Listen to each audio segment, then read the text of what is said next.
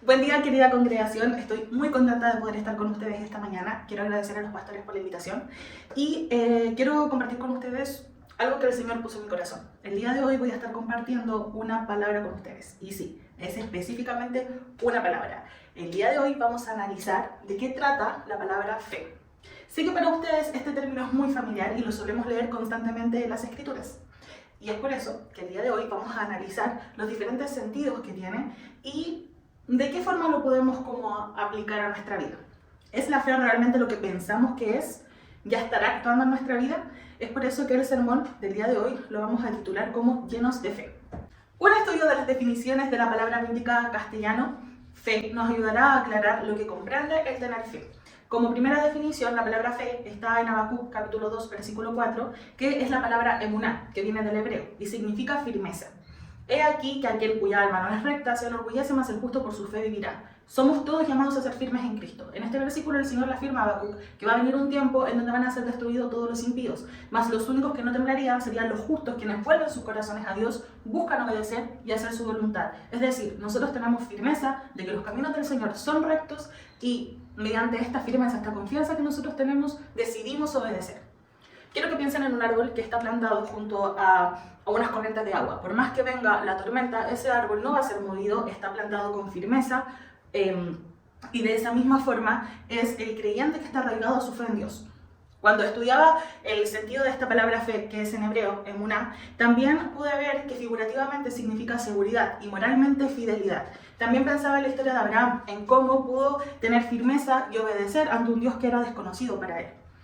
En el punto número 2 vamos a analizar la palabra fe, que está en Hebreos capítulo 11, versículo 1, que es la palabra pistis, que viene del griego, lo cual significa convicción, pero no cualquier convicción, es una convicción o una confianza en Cristo. Está estrechamente relacionado a la obra redentora de Jesús. Es una fe que está relacionada con nuestra salvación.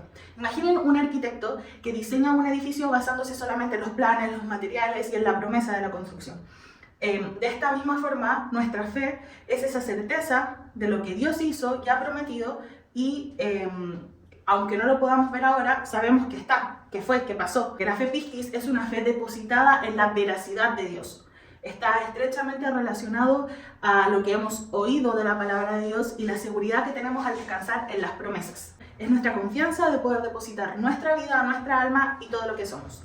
Bueno, como punto número 3 tenemos la definición fe, o aná, que significa ver u oír. Esto lo podemos ver en Números capítulo 35, versículo 30, que significa, como ya había dicho, ver u oír, que es testificar o anunciar. Cualquiera que diere muerte a alguno por dicho de testigo morirá al homicida, mas un solo testigo no hará fe contra una persona que muera. Un testigo en un juicio es esencial, ya sea para justificación o para condenación. Así es con nuestra fe. Somos testigos del poder de Dios en nuestra vida y estamos llamados a testificar de ello, al mundo, de poder compartirlo.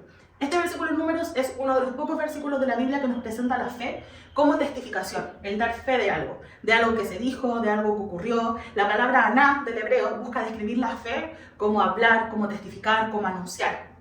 Nadie podía ser considerado como reo de muerte en base al testimonio de un solo testigo. Entonces, en estos casos capitales se precisaba de 2 o más testigos para dar fe de lo ocurrido. Otro punto que me gustaría compartir por esta definición es el hecho de una testificación mediante lo que hemos oído o visto. Y así mismo ocurre con el Evangelio. Dios nos llama a ser anunciadores de su palabra, así como la palabra aná debemos compartir mediante nuestra testificación, nuestra fe en Cristo y lo que Él ha hecho en nuestras vidas.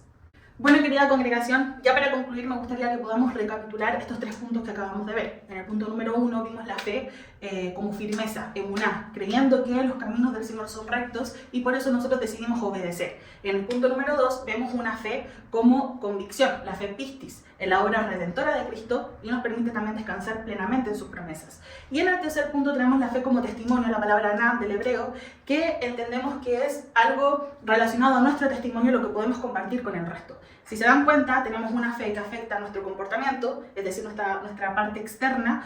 Tenemos también una fe, la fe pistis, que impacta profundamente en nuestra vida espiritual, en nuestro interior, y también nuestra fe como testimonio, que es aquello que podemos compartir con nuestro entorno.